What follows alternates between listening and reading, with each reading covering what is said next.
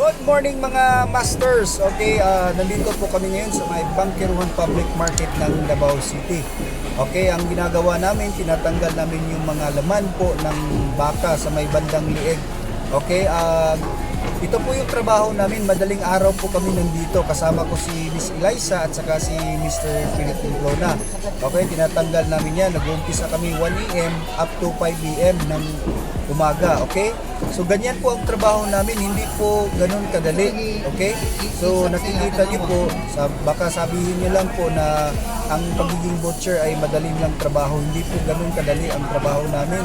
Ayan po. Okay? So tinatanggal namin, dahan-dahan tinatanggal namin yung laman. Okay, hanggang sa makuha po lahat. Okay? Yung mga laman po nasa liig ng baka. Okay? Guys, kung meron po kayong gustong ipaabot sa amin, pwede po kayo mag-komento dito sa video para at least meron po kaming idagdag na marami pang videos na pwede namin i-share sa inyo guys. Salamat po sa inyo and God bless you all mga masters. Okay? So ingat po kayo dyan.